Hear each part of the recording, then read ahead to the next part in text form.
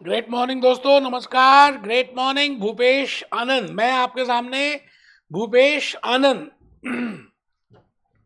बेटा lecture number 2 start करने जा रहा हूं, and that too in derivatives. I am doing specifically customised for CFA USA level 1 examination. इसके बाद मैं लेवल 2 की रिकॉर्डिंग भी कर रहा हूं। मैं भूपेश आनंद आपके सामने ऐसी ऐसी बातें बताऊंगा जो आपको रियल लाइफ एग्जाम्पल से जोड़कर डेरिवेटिव को एक्सप्लेन कर देंगी। बेटे वैसे देखा जाए तो डेरिवेटिव लेवल 2 में ज्यादा इसका वेटेज है मार्क्स का, but they have divided 10 readings. उन्होंने 10 रीडिंग्स दे दी लेवल 1 में। पहले 2 रीडिंग्स होती थी, तो इसका एम्फोसिस कुछ आप समझ पा रहे हैं। पहले 2 रीडिंग्स थी जब मैंने पेपर दिए, अब 10 रीडिंग्स कर दी हैं। भले लर्निंग आउटकम पहले 15 थे, अभी 22 कर दिए हैं, but the point is they want that you should give each and every importance. पहले एक ही में रीडिंग में उन्होंने बहुत सारे कंसेप्ट लर्निंग आउटकम्स डाल दिए थे। इसका मतलब अलग अलग रीडिंग बनाने का मतलब है कि आपको सभी कंसेप्ट्स, सभी पॉइंट्स, सभी लॉजिक्स अच्छी तरह से क्लियर होने चाहिए। एक एक बात, एक एक वर्ड जो स्पेसिफिकली बोल्ड करते हैं। इन्हीं बातों के साथ मैं ग्रेट मॉर्निंग लिख रहा हूं, डेरिवेटिव लिख दिया, लेक्चर नंबर 2 करने जा रहे हैं। इंट्रो लेक्चर कर चुका हूं, लेक्चर 1 कर चुका हूं, लेक्चर 2 करने जा रहा हूं। I have already recorded 20 lectures in regard to basic concepts and derivatives. मुझे पूरी उम्मीद है कि आपने बेसिक कंसेप्ट्स एंड डेरिवेटिव्स मेरे यूट्यूब चैनल से ऑलरेडी देख लिया होगा, और अगर आपने लेक्चर्स बाय किए हैं तो आपको वैसे भी हमने प्री रिक्विजिट्स एंड डेरिवेटिव्स दे ही दिया है।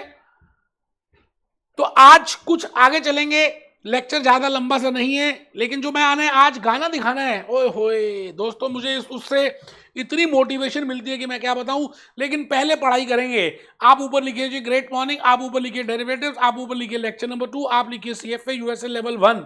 लिखने से क्या होता है, हमारी जो पांचों सेंसेस है ना, उनको हम कहीं ना कहीं कमांड दे रहे होते हैं कि अब हमारी पढ़ने का समय आ गया है, अब मोबाइल फोन को बंद करने का समय आ गया है, म्यूट करने का समय आ गया है। तो आइए कमर सीधी करके बिल्कुल टेबल चेयर में बैठ के पढ़ेंगे। बेटे जैसे ये बच्चा पढ़ रहा है, be happy, B jolly, B cheerful. जैसे ये बच्चा पढ़ रहा है, be happy, B jolly, B cheerful, बिल्कुल इसी तरह से पढ़ना है।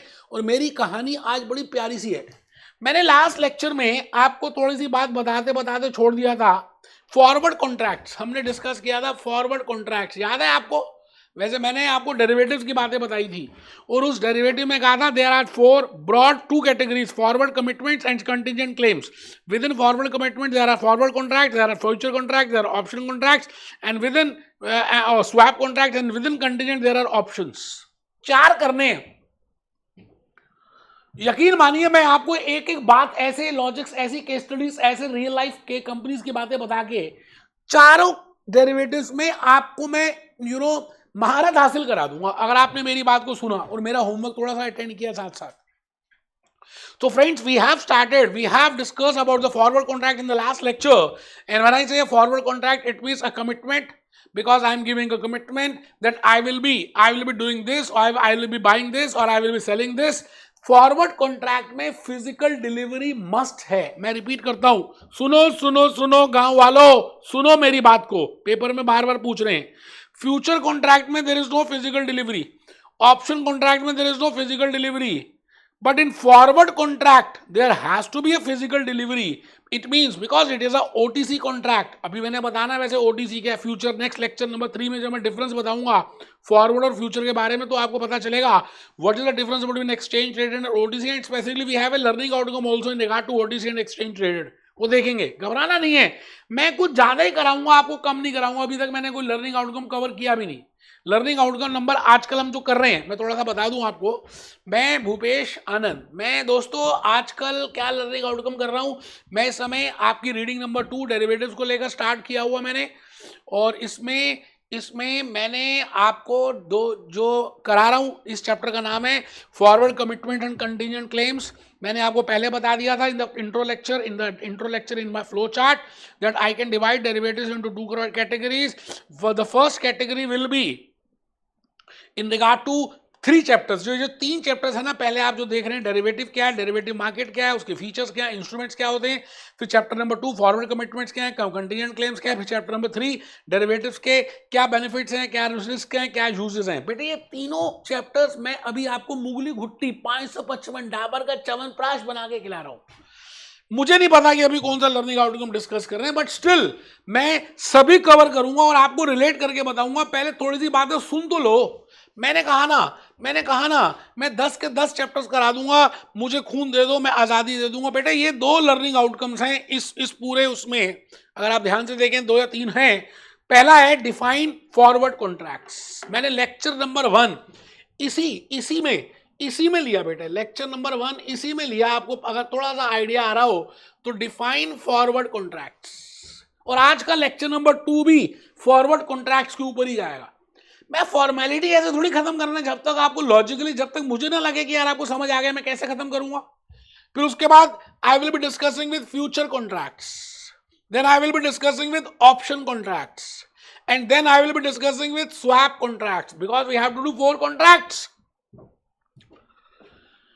भले जितने भी लेक्चर्स लग जाएं, मैंने प्री रिक्विजिट्स अलग से रिकॉर्ड किया, बेसिक कंसेप्ट्स अलग से रिकॉर्ड किया, और आपको मैं अलग से बताना चाहता हूं calls and puts and credit derivatives, credit swaps, और उसके बाद उसको कंपेयर करेंगे। बेटे ये एक ही लर्निंग आउटकम अपने में समुद्र है, अपने में सागर है, इतनी सारी नॉलेज है इसके अंदर। क्योंकि अगर आपको ये नॉलेज क्लियर होगी तो आपको चैप्टर नंबर 1, रीडिंग नंबर 1 आपको समझ आएगा, और रीडिंग नंबर 3 जो हम बात करते हैं डेरिवेटिव्स के, इंस्ट्रूमेंट्स के, रिस्क की, बेनिफिट्स की, यूजेस की, then only you will be able to understand, and then only you will be able to understand, and then only you will be able to calculate price and risk, price and value. So the point is, this is the foundation.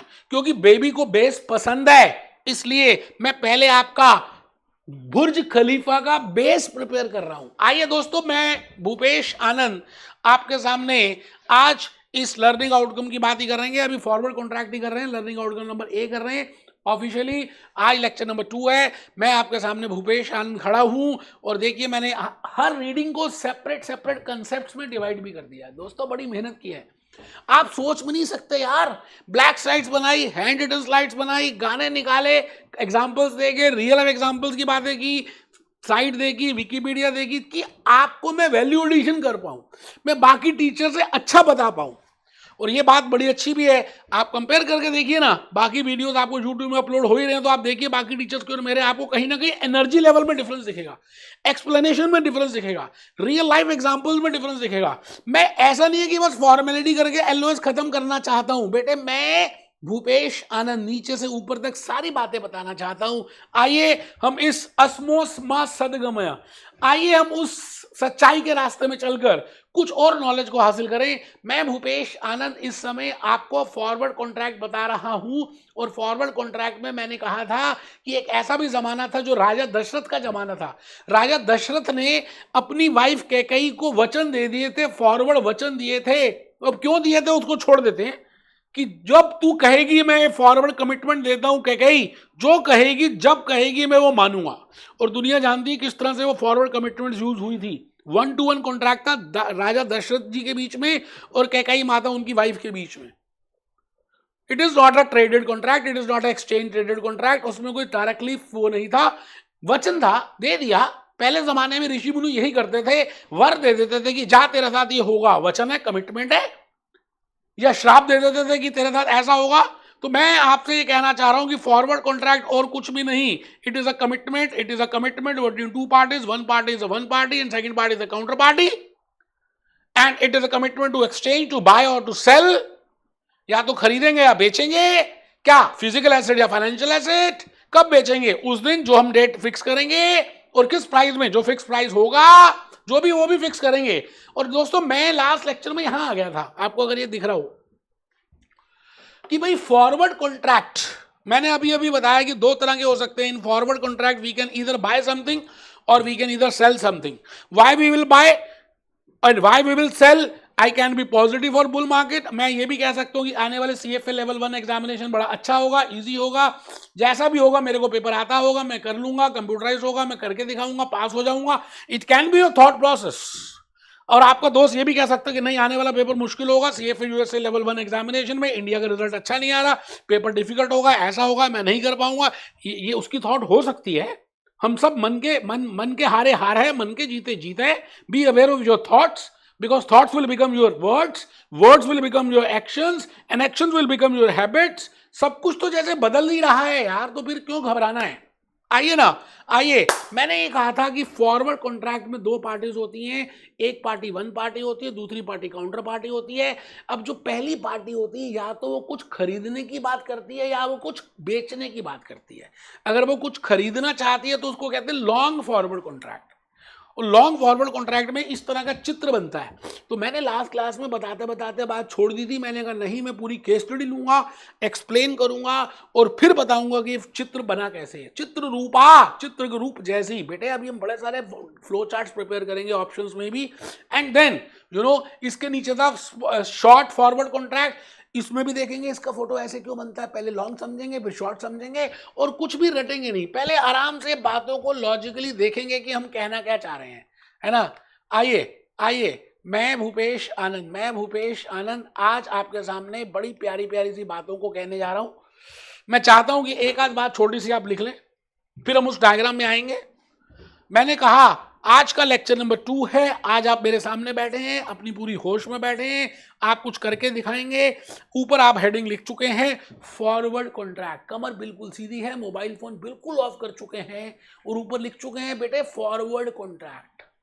और उसकी दो branches बना चुके हैं। Because we can have either I can have agreement, I can have a contract to buy something or I can have a contract to sell something. So forward contract की दो branches बन चुकी हैं। Long forward का मतलब जब मैंने किसी से कुछ खरीदने का वादा किया। सेल शॉर्ट फॉरवर्ड कॉन्ट्रैक्ट का मतलब है जब पहली पार्टी ने किसी को कुछ बेचने का वादा किया। जैसे मैंने लास्ट एग्जांपल कहा था कि मैं भूपेश आनंद कल्याण ज्वेलर्स के पास जा रहा हूं और सोने को खरीदने का एग्रीमेंट कर लिया, तो मेरे पॉइंट ऑफ व्यू से मैं कहूंगा कि वो लॉन्ग फॉरवर्ड कॉन्ट्रैक्ट था, क्योंकि मैं उस समय पॉजिटिव था, मैं बुलिश था, मैं सोच रहा था कि गोल्ड के प्राइसेस बढ़ने वाले हैं, तो मैंने लॉन्ग कॉन्ट्रैक्ट किया। अब सवाल आता है कि लॉन्ग फॉरवर्ड कॉन्ट्रैक्ट में डायग्राम जो है उगता हुआ सूरज ही क्यों है। सूर्य जब उदय होता है तो आपने देखा होगा सूर्य उदय हमेशा ऊपर की तरफ होता है। तो मैं आज बताऊंगा कि जब हम सूर्य लॉन्ग फॉरवर्ड की बात करते हैं तो उसका जो चित्र बनेगा वो सनराइज ही क्यों बनेगा और शॉर्ट फॉरवर्ड हमेशा सनसेट क्यों बनेगा, देखेंगे। पहले आप थोड़ा सा लिख लें, लॉन्ग शॉर्ट लिख चुके हो तो थोड़ा सा लिखें, लॉन्ग के नीचे लिखें who will enter, the person who is bullish, the person who is a buyer, the person who has a positive view, that person will enter into this, okay? And who will go for short forward, who is negative, who is bearish, who is short, who will sell. मैं भूपेश आनंद आज के इस lecture में पहले आपको long forward contract बताने जा रहा हूं। And as I have discussed long forward contract, one party Ramlal है, मैंने रामलाल को पहले बना दिया। दूसरी पार्टी काउंटर पार्टी है, मैंने काउंटर पार्टी भी बना दी। आप भी चित्र बनाए, फोटो बनाते हैं ना तो ज्यादा समझ आता है, खाली बैठकर वीडियो देखकर कुछ समझ नहीं आने वाला। आपको मैं क्यों पढ़ा रहा हूं खड़े होकर, क्योंकि मैं चाहता हूं मेरी एनर्जी आप में फ्लो हो और आप ईमानदारी से बैठ के पढ़े, है ना। नींद ना आए, मेरे लेक्चर्स में कभी आपको नींद नहीं आएगी तो आप लिखिए वन पार्टी, दूसरी पार्टी लिखिए काउंटर पार्टी और इनके बीच में एरो डालिए, इनके बीच में एग्रीमेंट हो गया। क्या एग्रीमेंट हुआ कि भाई ये बाय करेगा, कौन बाय करेगा, रामलाल। क्या बाय करेगा, टाटा का स्टॉक, टाटा का शेयर। अच्छा, किससे बाय करेगा, दूसरे व्यक्ति से, श्यामलाल से, काउंटर पार्टी से। किस रेट में तय हुआ कि 500 रुपए में खरीदेगा। कब खरीदेगा, 2 महीने के बाद खरीदेगा। बेटे सब कुछ पहले फिक्स होता है, स्पेसिफिक प्राइस, स्पेसिफिक टाइम।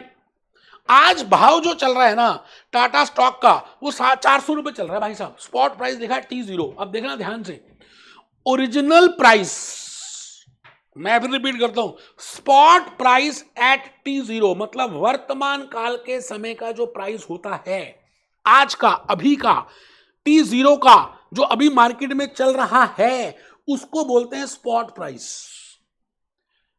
500 रुपए जो फिक्स हुआ किस किस के बीच में, रामलाल के बीच में और श्यामलाल के बीच में, कि भाई हम 500 रुपए में अदला बदली करेंगे, या 500 रुपए इज द फिक्स प्राइस, तो मैं कहूंगा 500 rupees is the original forward price. जो बिगिनिंग में था, जो जीरो पीरियड में फिक्स किया फॉरवर्ड का प्राइस, उसको 500 रुपए बोलेंगे। जहां देखिए 500 रुपए।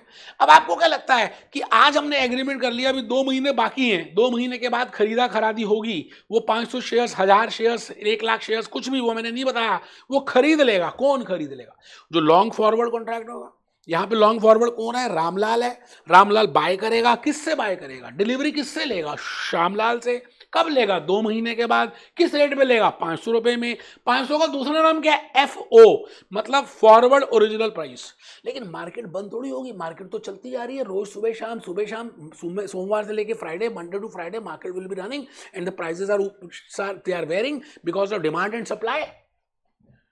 तो क्या लगता है 2 महीने के बाद जब मार्केट पहुंचेगी और जिस दिन उसको वो डिलीवरी लेनी है, किसको? रामलाल को वो खरीदने शेयर्स, क्योंकि फॉरवर्ड कॉन्ट्रैक्ट में डिलीवरी लेना कंपलसरी है, तभी आप उस कॉन्ट्रैक्ट को कंक्लूड कर सकते हैं।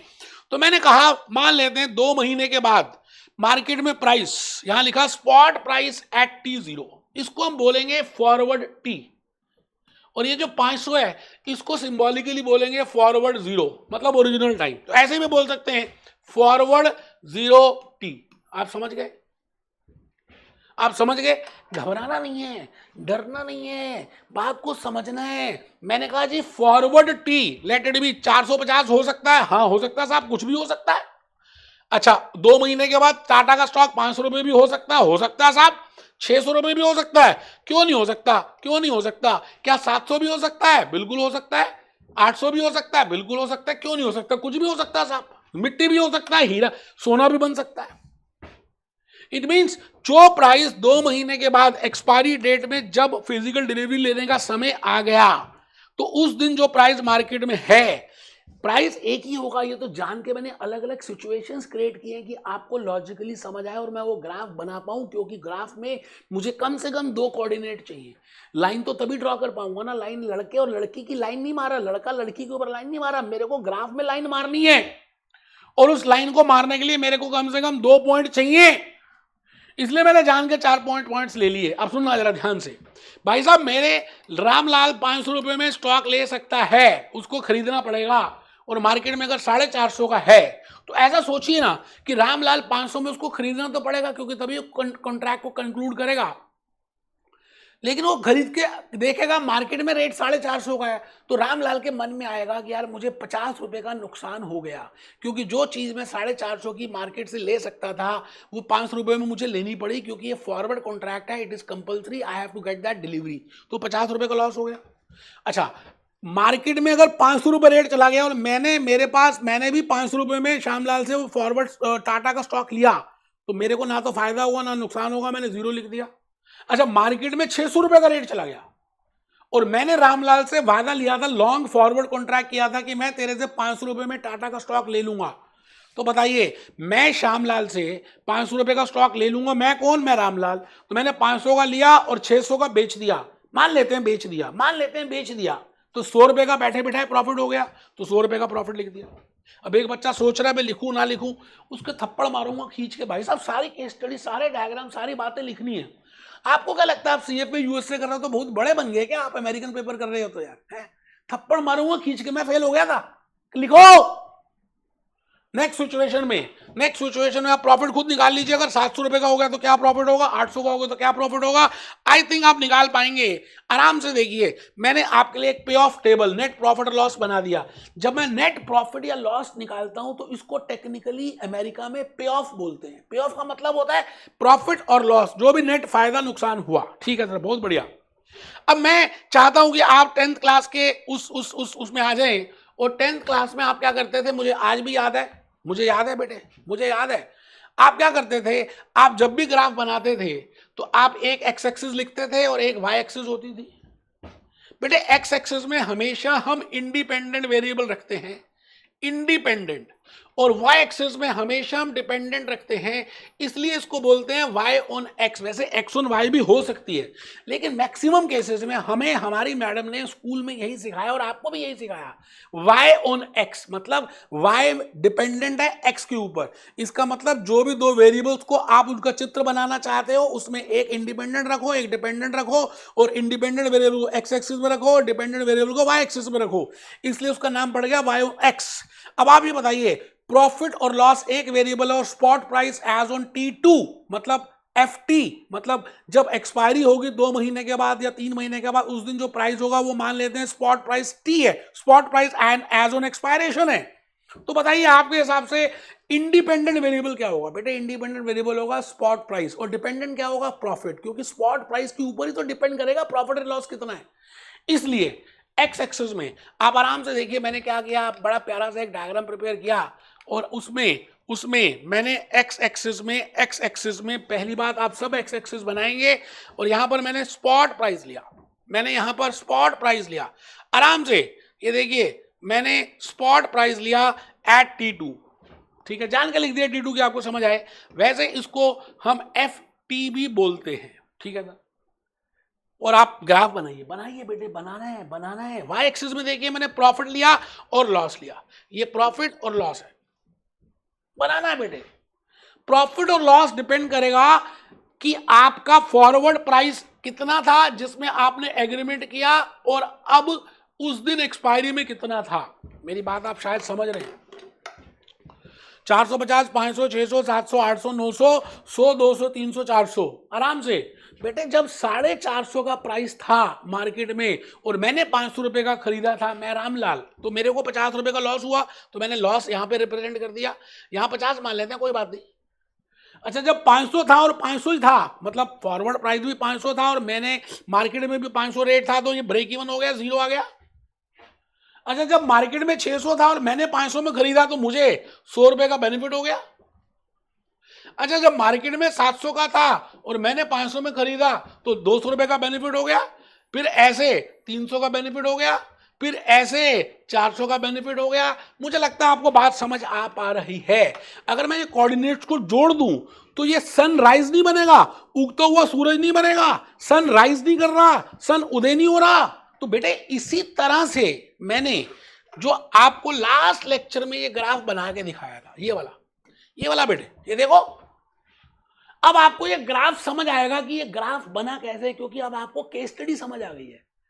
खाली ऐसे करेंगे तो कहां तक कितना रट लेंगे यार। देखो एक्स एक्सिस में मैंने स्पॉट प्राइस रखा, वाई ये एफ है forward original price at the spot time, and this is the profit, this is loss, this is break even, and this is long forward, and this is profit, and this is loss. I think अब आपको थोड़ी सी बात समझ आ रही है मैं कहना क्या चाह रहा था।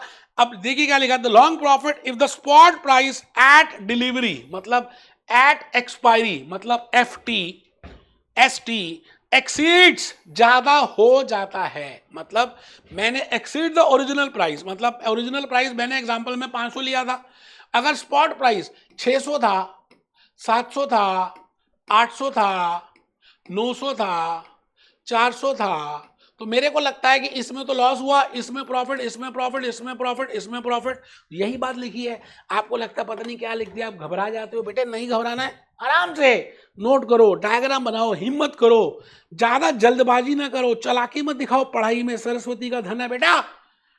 फॉरवर्ड कॉन्ट्रैक्ट मैंने कहा ना दो तरह के होते हैं, एक होता है लॉन्ग फॉरवर्ड कॉन्ट्रैक्ट और दूसरा होता है शॉर्ट फॉरवर्ड कॉन्ट्रैक्ट। अभी मैं शॉर्ट फॉरवर्ड कॉन्ट्रैक्ट का भी चित्र बताऊंगा, मैं पहले केस स्टडी बताऊंगा और फिर एक्सप्लेन करूंगा कि ये फोटो सनसेट जैसे कैसी आ रही है, डूबता हुआ सूरज ही क्यों है, अभी देखेंगे।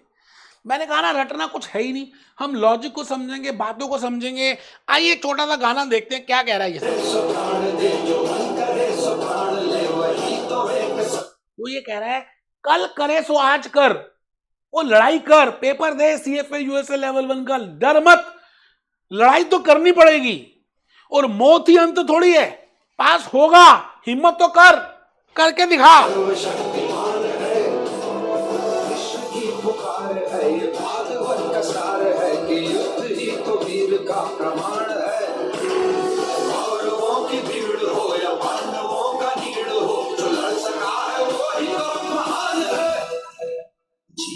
आप चेहरे के एक्सप्रेशन देख रहे हैं, मन के भाव, जीत ही वश नहीं, किसी पे कोई वश नहीं, बन जाएगा तू, मार दो CFA को। मौत अंत है नहीं तो मौत से भी क्यों डरे, ये जाके आसमान में दहाड़ दो। अमेरिका में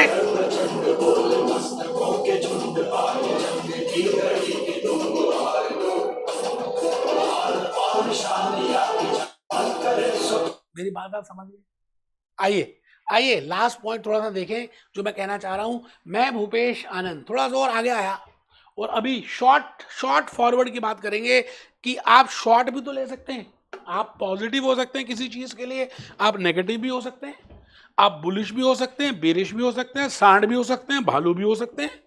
आपको लग रहा है कि मार्केट में तहस नहस होने वाली है, वर्ल्ड वॉर आने, या कोई भी रीजन, हम रीजन में तो जा ही नहीं रहे, बट आपके थॉट प्रोसेस नेगेटिव है उस चीज को लेकर, टाटा के स्टॉक को लेकर, गोल्ड के प्राइसेस को लेकर, ओनियन के प्राइसेस को लेकर, या जो भी अंडरलाइंग एसेट है, तो आप अपने आप की अनसर्टेनिटी को हेज करने के लिए आप लॉन्ग नहीं करेंगे। सोचो, आप खुद सोचो, आपको दिख रहा है कि जब प्याज के प्राइस गिरने वाले हैं तो आप खरीदोगे थोड़ी, आपको लगेगा हम 2 महीने के बाद बेचेंगे, खरीदेंगे जब सस्ते हो जाएंगे। और अगर आपके पास पहले से हैं तो आप बेचने की बात सोचोगे कि आज ही बेच देते हैं, या आपके पास नॉलेज है तो आज बेच देते हैं क्योंकि आज तो प्राइस फिर भी ज्यादा है, कल प्राइस कम हो जाएगा। मेरी बात आप शायद समझ पा रहे हैं। मैं चाहता हूं कि आप लिखें शॉर्ट फॉरवर्ड कॉन्ट्रैक्ट। 5 मिनट की कहानी रहेगी दोस्तों, ज्यादा कुछ है नहीं। शॉर्ट फॉरवर्ड कॉन्ट्रैक्ट में मैंने एक व्यक्ति बनाया फर्स्ट पार्टी, दूसरा व्यक्ति बनाया काउंटर पार्टी, और मैंने अज्यूम किया कि इसको संतरे बेचने हैं। इसको लग रहा है कि संतरों की बहुत सारी पैदावार होगी, there is a huge produce of oranges and in the future the price of the orange will decline, so he want to secure his position because he is a farmer, so he want to sell that oranges produce, and he has entered into a contract with another person, let it be Reliance Fresh, and the price is 100 rupees per kg. After 3 months this person of Nagpur will be selling this much kgs at the rate of 100 per kg to this Reliance Fresh। ठीक है जी, बहुत बढ़िया। And the first party, आज जो price चल रहा है वो 120 है, लेकिन क्योंकि प्रोड्यूस ज्यादा हो गई है, क्लाइमेट अच्छा था, एनवायरनमेंट अच्छा था जो संतरों को प्रोड्यूस करने के लिए होता है, इसलिए वो 100 रुपये हो चुका है। इसलिए उसको लग रहा है कि आने वाले फ्यूचर में नेगेटिव है, उसके ऑरेंजेस के प्राइसेस घटेंगे, तो वो अपनी पोजीशन को सिक्योर करने के लिए, अपनी मतलब कौन, फार्मर, किसान जो प्रोड्यूस कर रहा है। ठीक है जी। तो अब आप ये बताइए, मुझे एक चीज बताइए, काउंटर पार्टी रिलायंस फ्रेश है तो 3 महीने के बाद, अच्छा यहां पर एक छोटी सी बात बताइए दोस्त, F0 मैंने लिखा 100 पर केजी, मतलब फॉरवर्ड प्राइस में जो ओरिजिनल प्राइस हमने फिक्स किया था, जिस पे कॉन्ट्रैक्ट किया था, वो 100 रुपीज है पर केजी।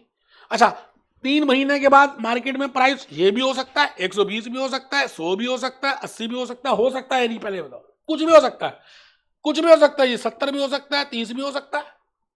अब आप मुझे बताइए कि अगर प्राइसेस कुछ इस तरह के हैं तो आपके हिसाब से क्या होगा। अगर 100 रुपये, क्योंकि ये तो प्राइस फिक्स्ड है, ये 100 है, ये 100 है, ये 100 है, आपको बेचना तो है ही 100 के बेसिस में। अब मार्केट में कुछ भी हो तो आप खुश कब होंगे? आप कौन है? आप फार्मर हैं, आपने शॉर्ट फॉरवर्ड कॉन्ट्रैक्ट लिया, आप कब खुश होंगे? बताइए, मुझे बताइए, आपकी खुशी का ठिकाना कब होगा? जब बाजार में 30 रुपए का रेट हो गया लेकिन आप 100 रुपए में बेच पा रहे हैं, क्योंकि आपने वायदा ले लिया था। 70 रुपए का फायदा हुआ 1 केजी में, तो जितने केजी मल्टीप्लाई कर दो, बाजार में रेट 70 रुपए का है, आप 100 रुपए में बेच रहे हैं, तो 30 रुपए का फायदा हुआ। ठीक है जी। बाजार में रेट 120 का है, आप 100 में बेच रहे हैं, तो 20 रुपए का नुकसान हुआ आपको एज अ फार्मर। बाजार में रेट 100 का है, आप 100 में बेच रहे हैं, बाजार में रेट 80 का, आप 100 में बेच रहे हैं, तो 20 रुपए का फायदा हुआ आराम से।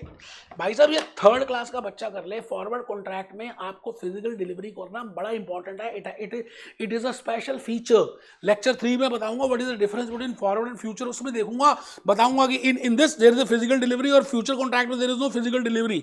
तो यहां पर फिजिकल डिलीवरी होना कंपलसरी है, तो आपको नुकसान होगा या नहीं। तो इसका मतलब आप फार्मर हैं, आप क्या चाहेंगे? आपका खुश कब होंगे? जब मार्केट में आपको प्रॉफिट कब होगा? प्रॉफिट का मतलब है, आप ऐसा भी तो कर सकते हैं कि आपके पास वो प्रोड्यूस नहीं है, तो आप 70 में खरीद के 100 में बेच सकते हैं, आप 30 में खरीद के 100 में बेच सकते हैं। ऐसा समझ लीजिए, ऐसा सोचना है बेटे। पूरा डेरिवेटिव का चैप्टर सोच के ऊपर है, थॉट के ऊपर है, विचारों के ऊपर है। आपको सोचना है कि अगर आपके पास नहीं भी है, मान लो आप फार्मर नहीं भी हो, तब भी आपको लगता है कि अगर ऑरेंजेस के प्राइसेस कम है, तब भी आप एक सेल फॉरवर्ड कॉन्ट्रैक्ट ले सकते हो, और उस केस में आप बाजार से खरीद के उसको 100 रुपये में बेच सकते हो, क्योंकि आपके पास बेचने की राइट है, आप बेचोगे, फिजिकल डिलीवरी है। अब आप ये बताइए, इसका चित्र कैसे बनेगा? सोचिए और मेरे को बताइए चित्र कैसे बनेगा। मैं भूपेश आनंद आराम से आपके सामने खड़ा हूं और मैं चित्र बना चुका हूं। ये देखिए जी, ये फोटो है एक्चुअली में शॉर्ट फॉरवर्ड कॉन्ट्रैक्ट। मान लेते हैं ये जो रेट है, ये अभी अभी जो मैंने लिया ये 100 रुपीज पर केजी का है संतरों का, ठीक है। अभी जो रेट चल रहा है वो जो भी चल रहा है हमें उससे क्या लेना है। अब आप ये बताइए इसको प्रॉफिट यहां पर है और लॉस यहां पर है। अगर मार्केट में 120 रुपए का रेट हो गया तो लॉस ही होगा, 130 हो गया तो लॉस होगा आपको, क्योंकि बेचना है, खरीद के बेचोगे ना। मान लो आप खरीद के बेचते हो, 120 में खरीदना पड़ेगा मार्केट से और 100 रुपए में देना पड़ेगा, क्योंकि फिजिकल डिलीवरी कंपलसरी है, फॉरवर्ड कॉन्ट्रैक्ट है। अगर मार्केट में रेट 80 हो गया है ना, तो 80 में खरीदोगे, 100 में बेचोगे। इसका मतलब when the spot price is less than the fix specific forward price जो आपने, इसका मतलब if ST is less than, ऐसा समझ लो, is less than F0, then it will be a profitable position for a person who is having a short forward contract, and then only my graph will be like this. आप जरा नीचे पढ़िए क्या लिखा है, the short profit if the price of delivery is below। बेटे कोई आपने लेक्चर्स, मैं किसी टीचर का नाम ले लूंगा, किसी का लेक्चर ले लो, इस तरह से इतनी डिटेल से, इतने प्यार से, इतनी एनर्जी से कोई कराता ही नहीं है। लिख लो last line, The short profit if the price at delivery this is below the original price। I think ये लिखने की भी जरूरत नहीं थी, फिर भी लिखे, क्योंकि अब आपको लॉजिकली सब समझ आ चुका है। और मैं नेक्स्ट लेक्चर में, ये देखो बड़ी प्यारी सी लाइन है, इसके ऊपर 10 बार क्वेश्चन आ गया है। जब मैंने पेपर दिया था तो मुझे भी आया था, forward contract need not settle by the underline cash from losing, वो देखेंगे। चलिए अभी इसको मत लिखिए, छोड़ दीजिए। The art of knowing is knowing what to ignore कर दीजिए, ऊपर वाली लाइन को इग्नोर कर दीजिए। अभी मैंने इसलिए लिखा था art of knowing is what you should know what to ignore, क्योंकि बहुत सारी बातें इग्नोर करनी पड़ेंगी, इग्नोर कर देते हैं। तो दोस्तों आज मैंने रीडिंग नंबर 2 फॉरवर्ड कमिटमेंट्स में पहला इंस्ट्रूमेंट फॉरवर्ड कॉन्ट्रैक्ट लेक्चर 1 और लेक्चर 2 लेके कंक्लूड किया है। मैं लेक्चर नंबर 3 में फ्यूचर कॉन्ट्रैक्ट की बातें करूंगा, और मैं सीधा फ्यूचर कॉन्ट्रैक्ट नहीं बताऊंगा, जैसे मैंने सीधा अभी डेरिवेटिव नहीं बताए। मैंने अभी रीडिंग नंबर 1 नहीं बताई, what is the meaning of derivative, what is the meaning of what are the different derivative instrument and what are the derivative market. यार पहले बताऊं तो सही, खाओ तो सही, पहले पाव भाजी छोले भटूरे, फिर देखेंगे ना कौन से अच्छे थे कौन से गंदे थे, या किसको क्या नाम देते हैं, देखेंगे, नाम दे देंगे। किसी को मोहितो नाम दे देंगे, किसी को मॉकटेल दे देंगे, किसी को पाइनएप्पल जूस दे देंगे, किसी को ऑरेंज जूस दे देंगे। आप अभी नाम पे मत जाओ, लॉजिक और कंसेप्ट समझो, डेरिवेटिव समझ लेंगे। मैं भूपेश आनंद लेक्चर नंबर 3 में मिलूंगा आपको, किसके साथ, फ्यूचर कॉन्ट्रैक्ट के साथ। मिलते हैं। Be happy, B jolly, B cheerful.